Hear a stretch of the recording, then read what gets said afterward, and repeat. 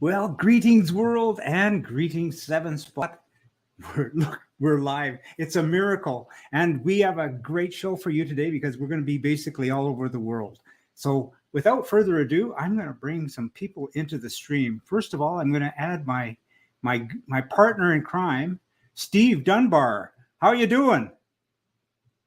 Oh, your microphone's not working, so I'm going to let you play with your microphone. Just go down to the bottom of the screen and you can see the settings button and you can test your microphone. But in the meantime, I will bring Matt into the show. Hello, Matt. Hey, Jim. Thanks for having me tonight. Yeah, well, and yourself? Yeah, I'm doing good. So anyway, I'm going to also add our next guest. We've got Robert in the Netherlands. Greetings, Robert. How are you doing? Good. Thanks for having me. My pleasure. My pleasure. Yeah. And we've got more guests. Look at this. We've got Lee and Nick in the Midlands. Sorry, Jim, to interrupt you. Go ahead. Hi, guys. As I said, I work as a roadside assistant. And you've been called. Yeah, have you been? I haven't well, I'm going to just say this. I'm going to say thank you for joining us, and we got more because we got a future live stream coming from the Netherlands, and it's going to include you and your Dutton Phaeton. So with that, I'm going to let you go to you're on call, so you got to go. So yes. Cheers and thanks so much. I'll see if I can find the files, and we'll play them during the live stream. I send them to you by messenger. Okay, great. Thank you so much. Yeah, and then I will. Yeah, we keep in touch for the next live stream, and I will take care that I have spare time. Wonderful. All right. Good. Without further ado, Steve, are you with us yet?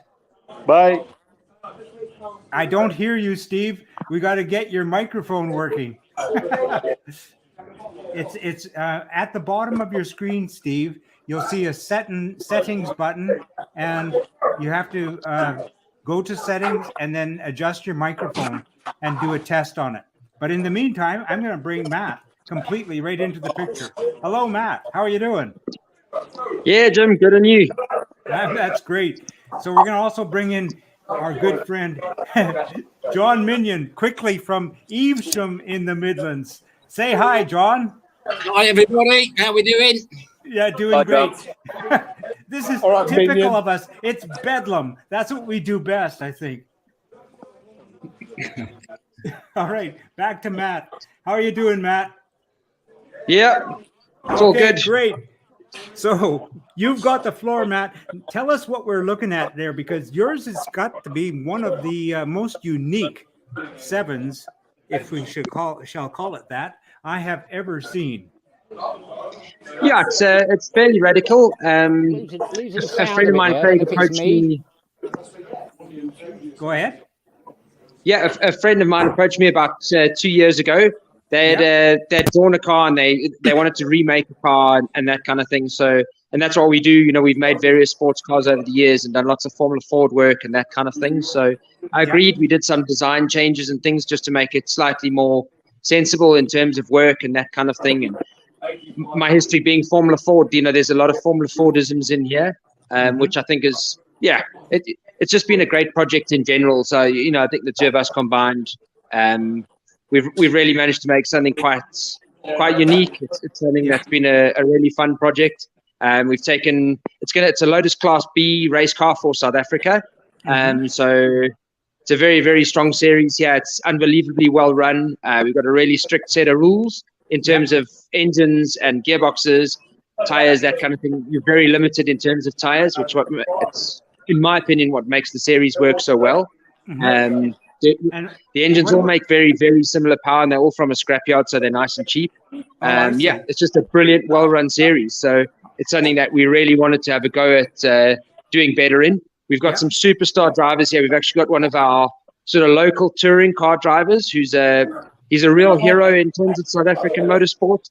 So our aim is to beat him. It's not easy to outdrive him, but it's we might be able to out-technology him, which is part of the plan. His car was built by his grandfather on a farm. So, he's a superstar driver. The only way that we can sort of get near him is by working harder than him. Great. Right down to the point where he actually gives us his data to try and beat him. He's one of the most fantastic. He's just one of our local heroes and just a really nice all-round guy. So, Well, yeah, you're allowed to run things like wheel sensors and ABS and. No ABS and no traction control or anything like that. That's very, very limited. So you can run wheel speed sensors for the sake of the data.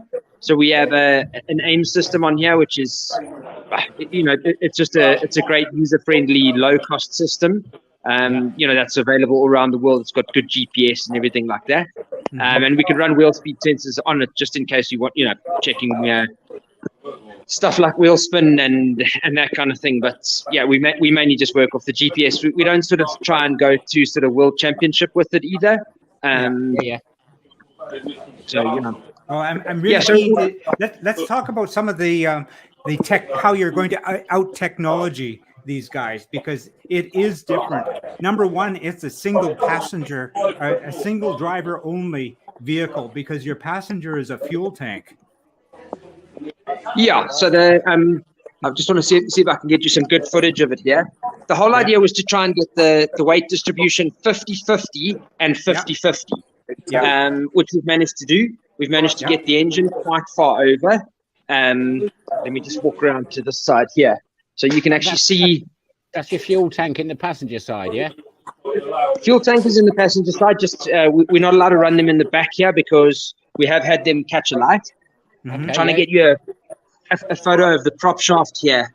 I'm not sure if you can see it. Well, it's not a prop shaft. It's just really, it's just a universal joint straight to the diff. So we've managed to get the gearbox nice and far back, which is great. And the other nice thing is, well, one of the biggest things that we wanted to put effort into making sure was that you could get the gearbox out with the engine in place. 7 gearboxes are notoriously unreliable. Doesn't really matter what you put in, if it's type 9 or whatever it is. The moment the driver starts to give them a bit of a thrashing, they do have a tendency to break, and you do need to be able to change them at the circuit. Yeah. So this is actually an MX-5 Mark II. Oh, is it? Yeah. Okay. Yeah. So MX-5 Mark II. 6-speed or 5-speed? It's 6-speed. 6-speed with one of the speeds blanked out so that you can't use it. You're not allowed to use a 6-speed gearbox in South Africa. Okay. They're very the guys have done a really good job of stopping people from putting expensive components in these cars, which is why the series is strong. So I'm not sure if you can see the adapter here. So there's my hand. Oh, yeah. So this is actually the adapter here that goes Toyota 20-valve engine to Mazda MX-5. So we use that as the engine mount as well. You can see that's where it's mounted here, and one on the floor and 2 on the other side, which is specialist build you had to have done, or are they readily available? So I drew it in CAD, and then we water jetted it, which was quite straightforward. I did a sample one first, which we just laser cut just to make sure that it would work. And then also I just had to chop 12 mils off the gearbox here. It was a bit high, and then we shortened it by 12 millimeters at this point, so that we could fit the adapter in, and we had enough space for the input shaft and all that kind of stuff. It actually worked out. It was unbelievably easy for the sort of task that it was. You'd think it was an absolute nightmare. Your engine and gearbox is quite far forward. Quite far back. Quite far back, yeah. Back. Yeah. He's practically in his lap. Yeah, it's we certainly put a lot of effort into moving it as far back as we could to try and get our 50-50 weight distribution. Yeah, I like where your brake cylinders are located. Yeah, so in terms of pedal box and that kind of thing, the one thing, sort of my experience racing a Caterham and racing some of the other cars, was I didn't like the hanging accelerator pedal. It sort of likes to disappear into the footwell a little bit. Sure. And coming from Formula Ford, I'm used to a sort of floor-mounted pedal box. So what I did was we made a floor-mounted pedal box, as you can see there, which is not much room in there, is there? That's neat. Yeah, I've got a size 10 shoe, and I don't really struggle too much. Yeah. what I did was, just because we like adjustment, is You've got brake bias on that as well, I see. yeah, it's got full brake bias, and a nice long sweep as well, which is difficult to get on the sort of hanging pedal box arrangement. All laser cuts and everything's adjustable, so you can probably get the best part of 100 mil. Probably a bit more adjustment than that out of it, and then all the pedals are individually adjustable, and you can adjust the pads individually as well. So you can really tailor it for. Yeah, that's smart. And nice for heel toe. Yeah, you can really heel toe it nicely. You can really get a good feeling for it. Yeah, that's great. You can do. It's just nice to have a proper pedal box, and it's nice that it's adjustable. Drivers are picky about this stuff, so yeah. And then it was quite tricky to just get all of the skinning right, because it has to have firewalls and everything like that. So, and giving us lots of space. Yeah. So that was sort of slightly difficult, nothing to get too excited about. But the pedal box was a nice project, and it turned out nicely. Is there a minimum weight for this series? There is a minimum weight. It's 630 kilograms with the driver. So our driver, our superstar driver, which is not me, is about 20 kilograms lighter than I am. So the car's sort of built around him. So we got about 5 kilograms of ballast that will run with him. And is it a one-make chassis series? No, not at all. So this chassis we made ourselves. Okay. You can see like this top tube here is not sort of standard Birkin, Lotus, anything like that. Birkin's our local guy. I think that was designed and built and exported all over the world. Steve Dunbar, who's also local, so he probably understands Birkin. Space frame, yeah. I think we actually raced karts with Steve's son. Maybe is it Gordon Dunbar? No, I'm afraid no relationship there. No. Okay, cool. Unless it's something I don't know about. Okay. Then in terms of chassis, I heard somebody talking about chassis stuff. We're just lagging here a little bit. It's the Wi-Fi. Yeah, it's all round tube chassis, yeah? Oh, it's square tube, I think. So all round tubes that we could, especially like this top section here. And you can actually see we ran the tubes all the way down. So the roll hoop is integral part of the chassis just to make it a bit stronger. Welded in, not bolted, yeah? And all the way to the floor as well. So the that rear upright, this front upright like that, it goes all the way down, all the way to the floor of the car like that. And then we've obviously used that as a location to add all of the bottom tubing in.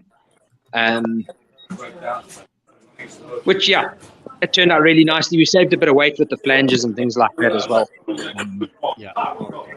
Is there a road-going version of the vehicle at all? No, not yet. I don't think that would do a road one. This is it's really built to the rules, so it would be a bit of a ridiculous road car, I think. Okay, thank you. Yeah, it would be nice, but it's also expensive, and for South African roads, maybe a bit ambitious. So we got a ride height rule of 50 millimeters, so we run this car at 50 millimeters off the ground. So you can actually see. Let me just see if I can get onto the floor here, and I can actually show you the bottom. You can see the bottom of the car is all countersunk rivets the whole way through, and the floor is flat throughout, just to save us just a little bit of rigidity and a little bit of aero. Yeah.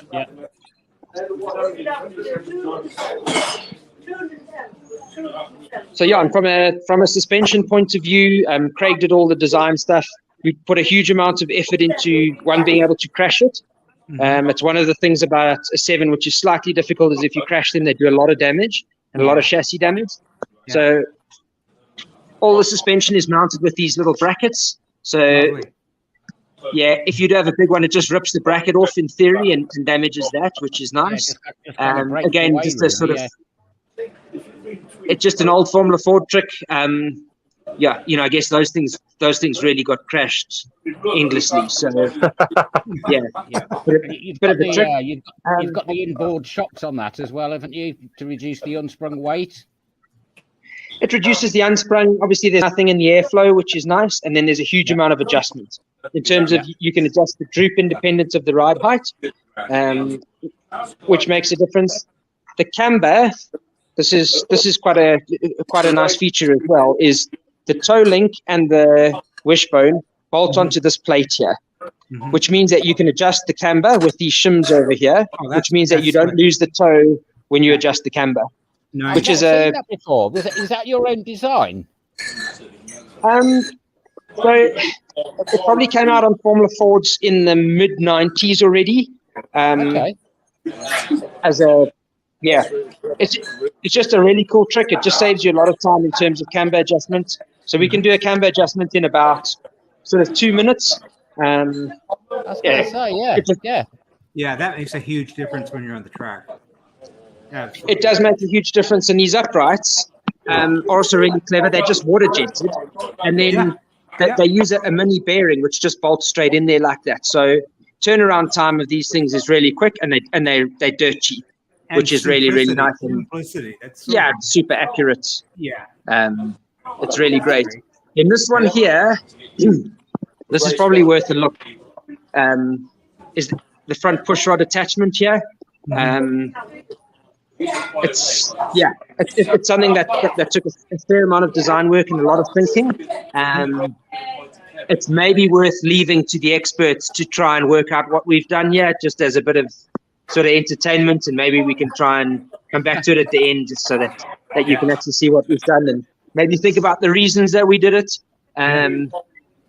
It's a pretty cool design feature. I don't know if there's any ultimate speed that we wound up finding in it, but it's just something that we worked on, and it was really a great idea. Brilliant. Absolutely. The brakes are absolutely enormous, and all that it does is it locks the front wheels up, so we put in smaller brakes on the front. We actually struggle to get heat into the brakes because they're so big and so vented, and then there's a little bit of weight that we can get on. Woolwoods that you're running there? Yep, Woolwoods. Seems to be popular. I I have them myself. I think Lee and Nick have Woolwoods as well. Is there somebody that's at a pub there? Yeah, that's Lee and Nick, and they're actually the build agents for Aardvark Racing, and they're building. Oh, okay, cool. Yeah, they're building something similar to what's on your left. Okay, well, I can go to that if you want. I'm easy to distract. And something else that's cool here was we just tried various bits of acumen here. So it's just something that we can try. A lot of the time with motorsport, you can do a calculation that's 1 million kilometers long, or you can just go and try it. Yeah. So my calculator doesn't have enough buttons on the keyboard, so we built a lot of let's be able to try it stuff into this car, including roll centers. So like these brackets where they bolt on here, we can put 2 or 3 different sets of holes here, if that's something we want to try. And then we can also machine the top hat section, which is this little spacer here. We can machine those, so we can have infinite adjustments on them. We can try different roll centers and fiddle around and that kind of thing. That's a very clever design. That. Oh, totally clever. I mean, are you running any anti-roll bars? Yes. So these rockers they were just sort of trial rockers that we did, and we did a simulation on them and everything like that. And we sort of ran out of time for the first race, so I didn't get roll bars initially. But it's something that we'll work on in the future. If the car is also quick enough, then I think we'll stop developing it. You also don't want to do any damage to the series or anything like that. But we've got to catch Jeffrey Kruger first. So, Jeffrey, he's probably watching this. He's probably do you think you're close to him or getting close to his times? Probably not me. I'm not a good enough driver. I've done lots of rallying. I have lots of rallying experience, although I've never done any rallying. So I drive next to the circuit a lot. When we get our better driver, maybe, or when Jeffrey does some coaching, I'm gonna have to get Jeffrey in for coaching. So does anyone want to know anything else about the front? As far as the engines are concerned, are you limited to horsepower or modifications you can do? And what's your base standard engine that is used? So it's a Toyota 20-valve engine. Basically, from a scrapyard, you're allowed to give the head a very light skim. And that's pretty much it. The ECUs are free, but the horsepower on these is so unbelievably well matched. The guys are just, they put a huge amount of effort into making the engine rules very, very, very strict. You're not allowed to modify the engine even slightly. You're not allowed to do anything funny with the valves or change cams or anything like that. Yeah. So from a horsepower point of view, it will make for very, very close racing, which is what people want to see these days. Well, one of the greatest things about the series is that the aero is so bad on these cars that the slipstreaming is just, it's unbelievably good. So you can just have, it's like everyone's got DRS all the time except the front guy. Well, So on that point, I just wanted to take a look at, I guess, the rear bulkhead on your vehicle, because it's on quite a nice rig there. I noticed in the pictures, you talk about sitting on the floor. Maybe? You truly are. So what do you want to have a look at the seating? The seating on it. What wheels noticed in the pictures that 13 inch? your helmet is the only thing that's showing above the above the scuttle. Yeah, so that seat was sort of made for me. So coming from Formula Ford, the lower you sit, I guess the less hard the car hits you in the head that drives into you. So I guess I sort of took some of that into the 7 when we made the seat for me. A lot of the guys sit a little bit higher. The rear portion of the seat, that's very, very. I guess it's a very steep angle. Let me find the grow foam seat somewhere here that we make. I tend to put grow foam seats in just because they're a bit more comfortable and they're a hell of a lot safer. I think that they're safer. And also again with a single seater background, I guess that's just what we do is we make grow foam seats. I guess I shouldn't have lost the seat. It would probably help.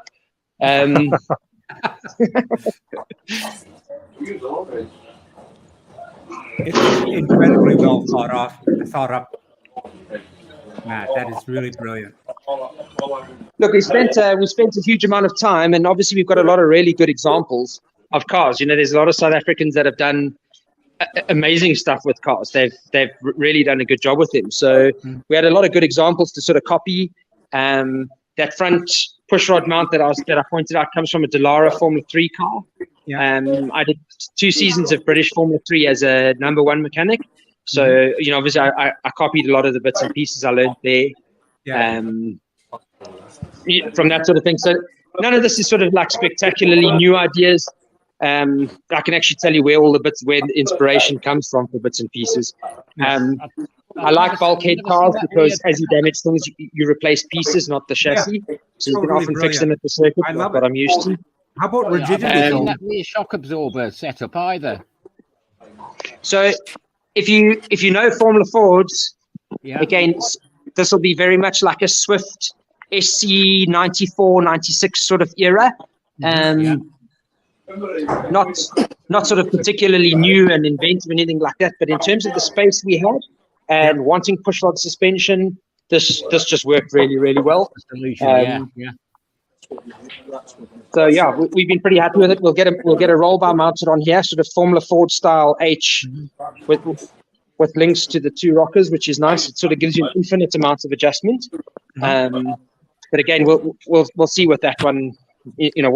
What direction we want to head with that. Often a bit of fiddling with the roll sensors actually makes more of a difference than the roll bar.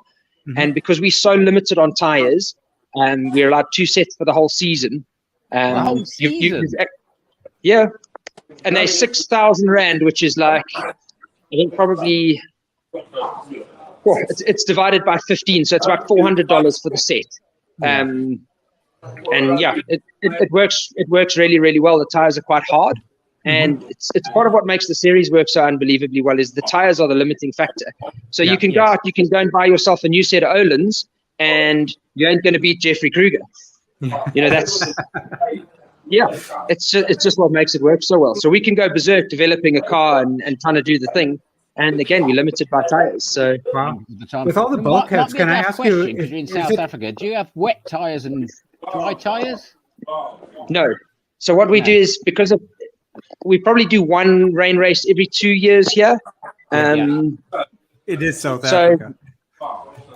we run a semi-slick tire, so exactly like the Formula Ford UK do, where one tire is everything. It's your dry tire, it's your wet tire, everything like that. It just makes such a difference. It makes the cars easier to run. You don't have chaos when it's a rain race, if it is, and also you don't have to carry wets around for nothing. Yeah. Dumb question, Matt. How is the structural rigidity with all those bulkheads? What size wheels are you running? 15-inch wheels. 15. Yeah, and I think they're 7-inch wide. Okay. Because normally, and people always say for track, you want to go down to 13, you get the weight saving. Again, I guess the first of these race cars came out with 15-inch wheels, and the series just works so well that they've just left everything alone. So everything's been developed around a 15-inch wheel. The tires are easily available. The gearing and everything works really, really well with these cars. So the rear diff and so on, Yeah, so you got a sort of choice here. Most people use a Subaru diff, like 4.4 or 4.1. You can get a 4.7. Pretty bulletproof. Yeah, they're pretty bulletproof, and you can get nice LS units for them, which is cool. They're easy to set up, easy to work on, and there's lots of guys still got English axles as well. And the English axle stuff you can get nice ratios for. So again, the limiting factor. Are you running a limited slip? Yes. Yeah. These engines make quite a bit of power, so I think without a limited slip, I think it would actually it wouldn't. Yeah. It would be a great money saver, but it wouldn't really help. And some of the people, namely our chief foe, runs a welded up diff. They just welded all the gears together, and that was actually good enough. And the chassis is flex enough that I think it actually picks the wheel up, so it does allow a degree of wheel spin. Well, that was almost like a car.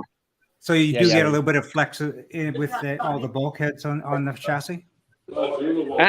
This car we really tried hard to get rid of all the flexing. So that's why we put the 6082 floor on it, and it's the same floor the whole way through. So it's riveted and epoxied on as well. So that makes a big difference in terms of rigidity. And then these bulkheads are well attached here. So I don't think we're getting too much flexing through that sort of stuff. Yeah. With a Lotus, I think you generally get a massive amount of flexing sort of engine bay. So just from experience and that kind of thing, I've run a Caterham, and there was a huge amount of flex through the engine bay. So we've tried to get rid of that too. Yeah, probably with the torque of the engine twisting the front chassis, maybe. Yeah. Those Caterham chassis are very, very, very soft anyway. I mean, if you put that thing on the corner weight scales overnight, it kind of fixes itself.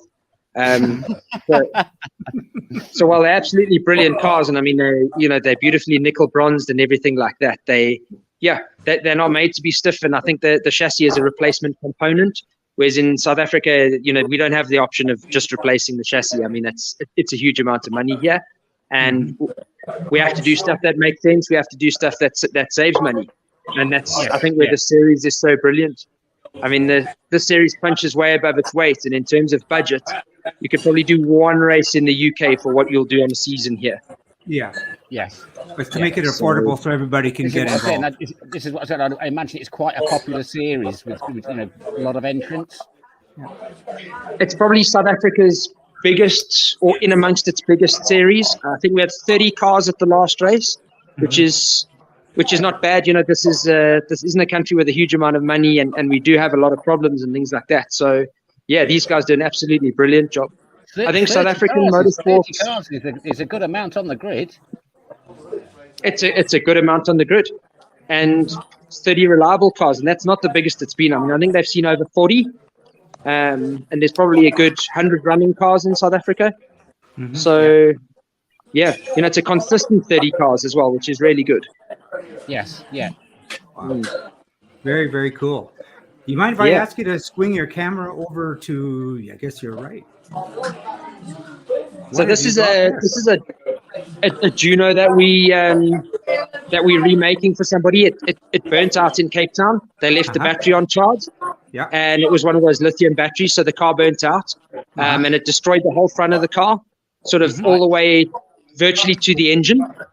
So we had to remake the chassis. We had to remake the whole front of the car, which we did. And then obviously some of it we didn't have or couldn't find, and that kind of thing. Obviously you can just buy new parts from Juno, but they also the stuff's not so easy to get from them. It's sort of take years. So we just remade a lot of the stuff and recreated it.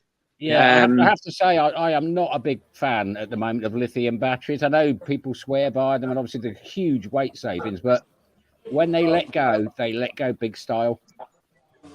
Well, it absolutely annihilated this car. I mean, there was nothing left of this car all the way to the engine. It destroyed everything. Wow. And it almost got the Porsche next to it. So we managed to get we managed to sort of save the uprights. We saved the gearbox. We saved the engine. It's got a Nissan 370Z engine in it, which is maybe it's quite a wild thing. I think it makes 300 and something kilowatts. Wow. So onto an FTR. So that's also going to be a little bit of it's too powerful for the gearbox. Obviously, you just turn the engine down, but this is a seriously quick car. And it's been a nice fun project as well to recreate it. Cool. Remaking the chassis was good. We did some. So our plan was, just as an interesting bit on the side here, this join here has actually got a bolt in it. It's something that we learned from the off-road car guys locally. I don't know if you guys know, but South Africa is in amongst the biggest exporters of Dakar sort of spec cars in the world. We've got Toyota Motorsport here that do all the Toyota Dakar Gazoo cars. And then we've got WCT that do a whole range of different cars. They certainly make the prettiest cars that we export, the nicest ones. Then we've got Redline that do an unbelievably good job as well. They've got a thing called a Revo that they've also done Dakar and all sorts of stuff. They do an absolutely brilliant job. And then Century, which made that buggy, which actually it won a stage last year in the Dakar. So all of our guys, we just that's sort of those are our touring cars here, where all the sort of best teams and best engineering companies make those. Yeah, the exhaust on that is interesting as well. Have you got is there an actual silencer on it? It's incomplete. So it gets a collector, and then the collector goes sort of, it comes right to the back. Yes, we still got to put the floor on and everything. It gets quite a bit of body work, and you've got a ways to go with that one. Looking at the aluminium uprights there, you building some kind of wing on it? Yeah, it's got a. Let me find the wing for you here. Sorry, this workshop's also quite small. So everything's a bit on top of itself, but that's the wing there. It's a huge wing. It makes a massive amount of downforce. It's got big splitters and big everything. So you can actually see he has all the body work here. We're trying to fit and get right for it. And there's wheels there.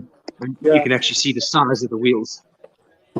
It's wow, fairly big unit. Down with that one. Yeah, staggered front and back. Yeah, it's a huge thing. Well, Matt, this is absolutely fantastic. Thank you so much. This is absolutely great. And here's our pyrolysis machines that we make. Yeah. So these convert waste plastic into a usable fuel as well, which is it's really quite a cool thing. So I think we were the finalists in the Africa Startup Awards for these. They're also quite a cool thing. I think pyrolysis is the way forward. It really is. You can see all the motorsport inspiration all over it too. You know, I don't really know about pyrolysis, but I do know something about motorsport. So we just applied all of that. Absolutely brilliant. And in our time, it's the way forward. Right now, it's just like every drop is precious and expensive. Yeah, very much so. Yeah. Cool. Well, what can I say? Matt, this is brilliant. You phoned me or you sent me a message, said, let's do it. And we just did it. And you're doing this with your Wi-Fi, which is, I am totally impressed. That's great. You have terrific Wi-Fi connection. Yeah, we're also quite lucky because we've got power for the moment. We've had lots of load shedding the last couple of weeks. That's right. Yeah. That just means they turn the power off for a couple of hours. Yeah. So. Well, I'm going to say thank you so much. You brought us into your life. You showed us your shop. You showed us this amazing 7, which I think is just brilliant. So well thought out and methodically planned. It's just brilliant. And what can I say? You're going to be packing up and moving along from South Africa for a little while. Where are you headed to? Hopefully to Australia in the next sort of 3 or 4 months. We've been delayed a couple of times, but that's that's the plan. I was there earlier in the year for the Grand Prix and everything, and just did some job interviews and met a couple of people there. So yeah, hopefully hopefully we're there sooner than 3 or 4 months. But yeah, let's see. We keep getting delayed, so we'll see what happens.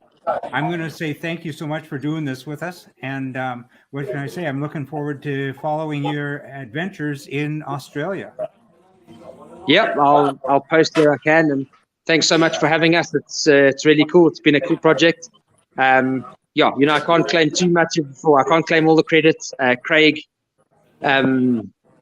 was the sort of engineering and financial force behind this car. So we've got to say a big thanks to him. He's also sort of let me go as mad as I felt like going, which was really nice. That's what you need with these sort of projects. Well, I'm also going to add this, that in the description for this on YouTube, I'm going to put in the Nash Motorsport link and to the pages we put up on 7 Spot, so that people, if they want to have some ideas for a nice car built, have it built for them, they'll know who to call. Yeah, awesome. All right. Thank you. All right. Thank you so much for having me on your show. And if I've got some questions, I'll try to answer them. But yeah, let's see. Sounds great. Nick and Lee, do you have some questions about that amazing 7?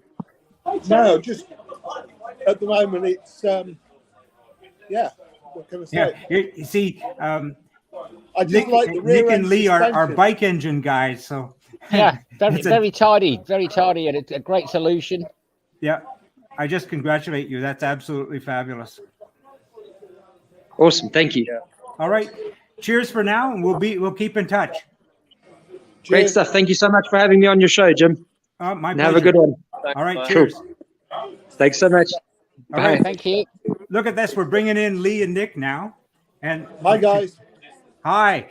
Hiya, Lee and Nicky, right? Yeah. Good. It's great to see you guys How are again. you?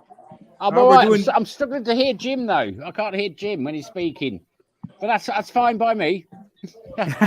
Works well for most people. Listen, you guys are on a I build. still can't hear Jim. I might just come out and then go back in again. Well, okay. Can you hear me at all, Nick and Lee? Yeah, got you. Yeah, no problem. I'm going to put into the stream the pictures of your car that you're now building, because you sent these to me just moments ago. Yeah. But, tell us what you're building there.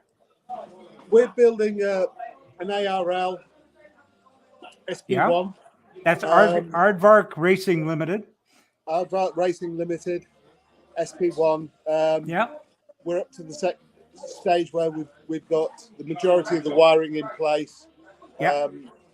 The engine's been dummy fitted today, Yeah. just to check 1 or 2 things. Yeah. All the suspension's on. It's a bit anal. It's powder coated blue and grey all over, and we've used black rivets, so it's getting there. Yeah. But the bit of a unique feature is that lump that's in it. Yes. Because I don't know if Mr. Minion recognised. I doubt if he does. That is a Honda SC77 ESP engine. I see. And as far as I'm aware, I don't think anybody's put one in a lightweight road car yet. Oh, okay. So this is the engine from 2018 to date. So it produces about 190 brake horsepower at the crank. Wow. Nice. We reckon with the right exhaust, the right inlet breathing, and a little bit of wizardry from a certain engine tuner. Yes. Come on, name him. We know who he is. Yeah, we do too. Go for it. Okay. It's a good friend of mine who's regarded as the best electronic fuel injection tuner in the world. We've worked out how he can tune it and stay in California, so I don't have to pay his first class bloody air flight over here. We're hopeful we'll be getting somewhere around at the crank between 210, 215. Oh, nice. And what is the weight going to be coming in at?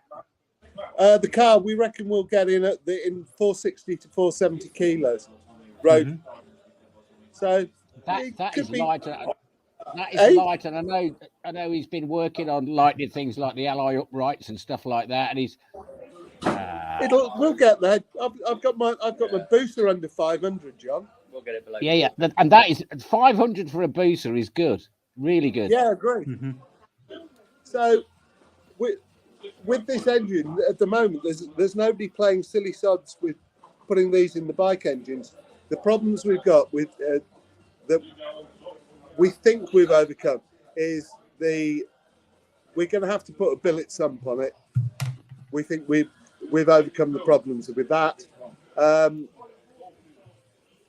The Honda ECU is effectively junk in this because it has to see the angle of the rear wheel. It has to see the compression of the forks.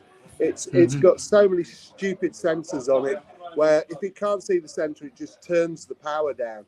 And I mean, turns it down that's no good. dramatically. Yeah. Yeah, So- just goes into limp mode. Yeah. So, well, as you know who the tuner is, I'm sure you can work out which direction we're going to go. Yeah. So effectively, the only problem we think we're going to have now is sufficient ram air to get the air in sufficient quantity into the airbox filtered. And once you've got sufficient air, all you need is the right fuel to air ratio and set fire to it. And away we go. 'Cause I think the rear clam shell that lifts up had like a built-in air ram system. I'm not going to be using the standard ARL's got a small intake that hangs out on the passenger side. Yeah. I really want to induce more forced air at speed. A proper forced injection, yeah. Yeah, I want to put proper forced air into it. So we're looking at maybe there are alternative ways than just forcing it into a hole in the top and down to the bottom. So we either cut a hole in the top of the hump on the back of it and induce it straight in, but we might be getting some blockage from the seat areas, or we use that with a reverse knacker duct system, so we're Yes. pulling the air in from the sides, which is illegal in the US, believe it or not. The US? So Is it really? yeah, they banned it in NASCAR because what you do. Oh, in NASCAR, yeah. What you do is you turn the knacker duct the wrong way, and then you put the tube into a space where you want to induce low air pressure, and it sucks all the air out of the engine bay, sucking the car to the floor. But I didn't say anything about that. I do know somebody that's running such a system. That is pretty Perhaps cool. they shouldn't, yeah. Yeah. Well, that's pretty cool what you guys are doing. Now, you did send me some pictures of Willwoods. Willwood seemed to be the popular brand. I didn't know we'd send you those. Oh, was it? Oh, yes, it was a long time ago. Well, if you're going to sell to the Americans, you might as well give them American brakes. Yeah, why not? I like them on mine. Yeah, I like them a lot. Yeah. And so the brake kit on this, is it going to be all Willwood with the pedal box and everything? Yeah, we're the brakes Willwood all round. Yeah. The pedal box is floor mounted, which means we're about the pedal box technically is about 30 mil off center from the center line of the steering column. Okay. But I don't think it's in the grand scheme of things it's going to matter a lot. And one of the reasons we've gone for a floor mounted pedal box is the SC77E engines fly by wire. Mm-hmm. Yeah. So we've got quite a lot of gear to stick down onto the throttle control and then move it back to the M800. Yeah. So, and this is a bespoke module for controlling. It won't be a bespoke one. We're thinking of modifying an Audi one. Oh, okay. All right. Cool. One, they're cheap, and two, we can read the signal and tune it on the ECU. So we can get rid of most of the hiccups and on the ECU end rather than the the output signal end, if that makes sense. Yeah. Yeah. So Absolutely that's love what it. we're going to try and Congratulations, do. guys. Well, I think that you guys have to get into doing more live streaming from your channel, with from the bikes and the Beck's only group. Super Velocity as well. One thing I obviously saw that car at Stoley. What I do like, because virtually all kit cars, the chassis are black, and you've gone for that lovely powder coated grey, and it looks absolutely fantastic. Yeah, it took a bit of bottle because the rivets are gloss black. So if you get 1/2 mil out, it stands out like a sore thumb. Oh yeah. Yeah. But yeah, the powder coat is really nice. Although I will say that mine has powder coat, and after 17 years, it does look gray too. So I'm right in style. Yeah, well, hopefully with the complete bodywork on this, the powder coating will stay in half reasonable nick. Yeah. But, yes. Great. Yeah. And absolutely fabulous. The nice thing is we've actually got interest in by a potential purchaser in the car. So that ticks when it's fully built. When it's fully built, you mean he's interested in buying the whole finished car? Yeah, but the car is currently for sale as number one SD. Are you interested, Wow. John? Yeah. We'll give you a discount. You haven't seen my bank balance, mate.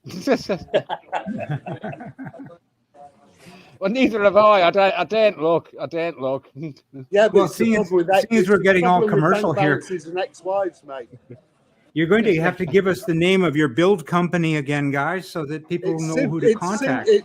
It's Super Velocity, and the really interesting thing is, with the weight and the power of this, it should be competitive against the Radical, and it should be about 60% of the price on the road and on track. My main question is it going to beat Henry Carr's?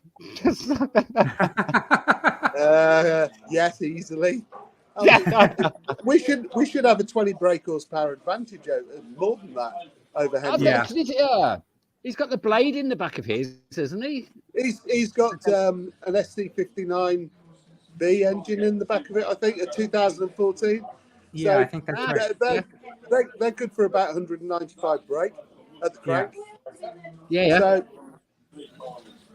but I mean, we've picked up an engine with less than 2,000 miles on it. Wow! So by the time we've checked it through, done some work on it, it should be fine.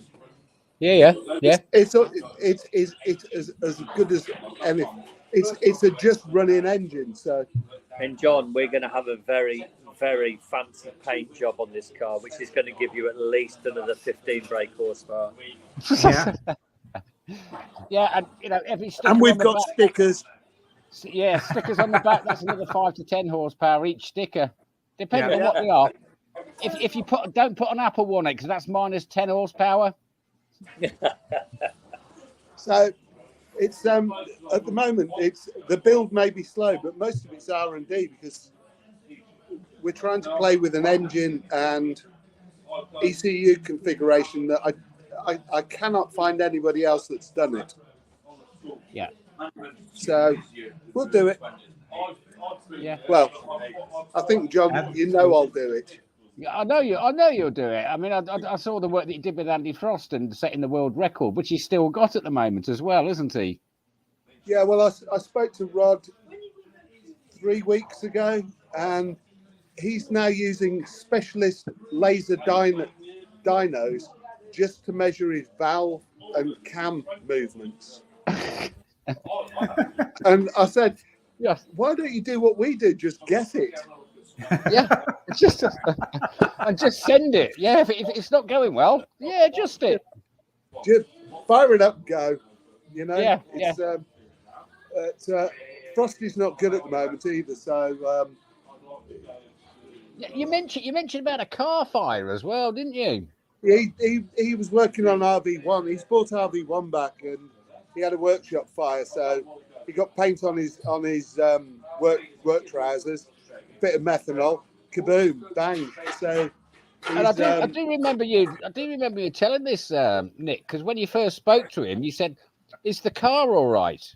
Yeah, I did. That's all that's important. Yeah, I remember that. Yeah. So But that's the car all right? Yeah, But he'd, yeah, the he'd car's appreciate that. You know, he knows your sense of humour. Do you know what I mean? I know, but yeah. So RV3's still in the container. I don't know. Yeah. We did it. Put it Really all away. appreciate the Forget it. update there, guys. Yeah. From Super Veloce.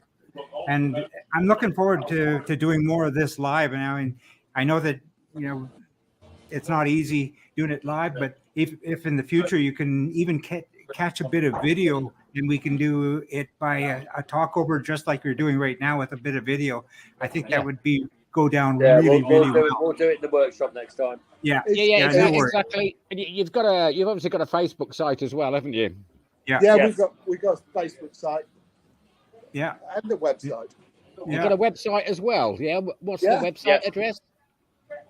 Supervelocicars.com. Yeah. Well, that's just the best. Yeah, it's the only downside to the project is the condition of Nick's health at the moment. So yeah, I was really sad to hear that, and yeah. So that's the only embuggerance to the whole thing. He can't actually come out and enjoy it and grab a spanner. Yeah. But that's life up to a point. It is what it is at the moment, and just take it day by day, really. I think. Yeah, we're going to have to. We do. Well, guys, I'm going to say thank you again. Don't disappear, because go ahead. Thank you very much, and John. Thank you very much. And I hope to see you. Oh, Minion, we might be in Pershore at the weekend. There's a car show there. Oh, is there? I didn't know that. I might have to pop along then. It's Saturday morning. Where at? I don't know, but I'll get the address and ping you. Yeah, we'll be there. Yeah, ping it over. I don't do mornings though. That's me lying. I know. But it's on the whole day, so you can just rock up. Oh, okay, yeah. Yeah, all right. I'll ping you where it is. I've still not got my car MOT'd. Oh, for fuck's sake, Minion! I know. I did run it down Santa Pod though. That was a brilliant laugh. It has made it to 2 shows this year. Look, it's ever so easy. Why don't you trailer the car to me, and half an hour later it'll be MOT'd. Are you serious? Yes, he is. I am. Give me your address, mate, and I'll take you up on that. Well, I'll give you a bell in the week. Well, we'll discuss it on Saturday. Then. Yeah. I will tell you the rear fog light don't work. And that was quite amusing, because at the last test that I had, I took it to a guy that I knew was into kit cars, blah, blah, blah. And I said, can you have a look at the wiring? I said, I've tried everything. I've got a new wiring loom if you need it. Here it is. He said, yeah, I'll look at it. So he rang me about 3 o'clock. He said, yeah, it's all done. It's passed. Brilliant. Okay, blah, blah, blah. Went down to pick it up. And I said, how'd you get on with the rear fog light? He said, we've run out of time. And I said, but, if it's fitted to the car, it's got to work. And he said, yeah. He said, but, with the age of the car, and it's a kit car, he said, it's a very grey area. And he said, I figured that you weren't going to be using it in the fog or rain, so I passed it anyway. He's right. But it'll be sorted. I'll give you a bell I'll give you a bell over the weekend. Yeah. Well, cool. That's very, very cool. Yeah, and the throttle position center as well. That seems to have fixed itself. I think it was the battery, low voltage.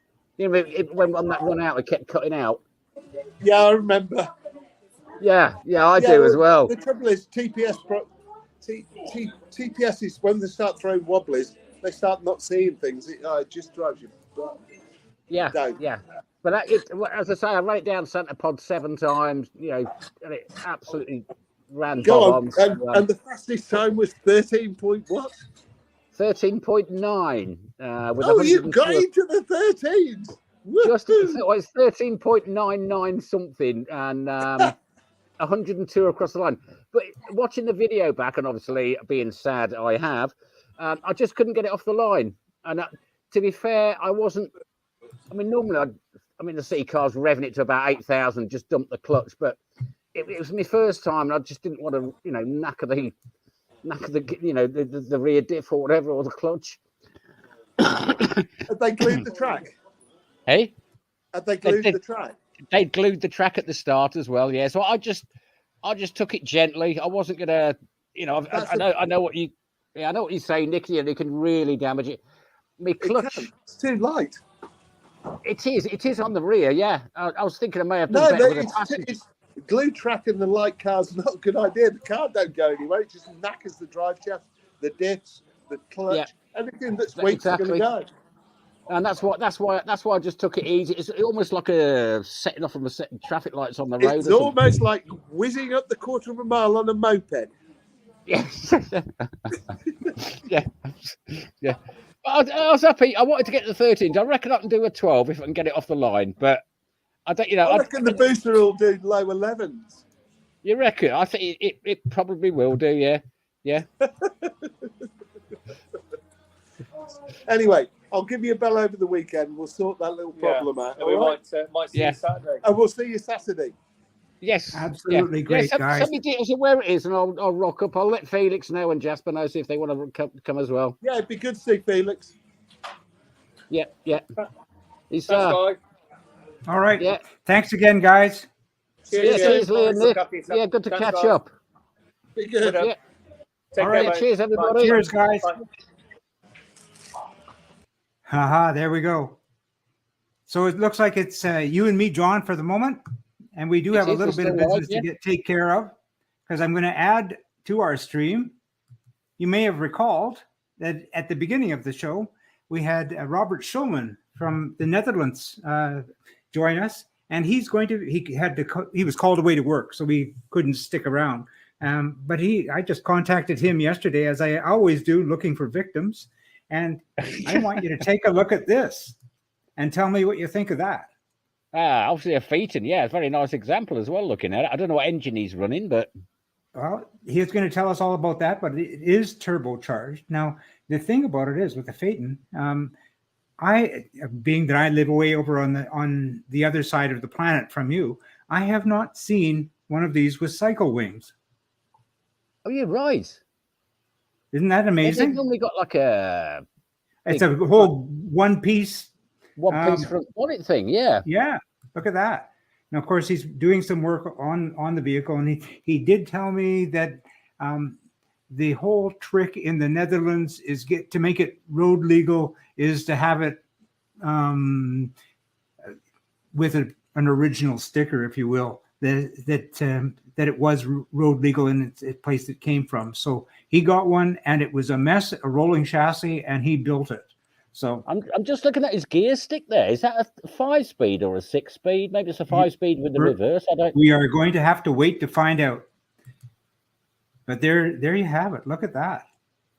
I was confused when he showed me the picture at the beginning. I thought, it looks familiar. It looks really familiar, but I couldn't put my finger on it. And then I said, well, wait a second now. That looks like a Dutton. And I've just never seen it with the cycle wings. Yeah, the back end, it looks like he's chopped a bit off the bottom on the back, but that's definitely Dutton Phaeton. But the front, totally different with those cycle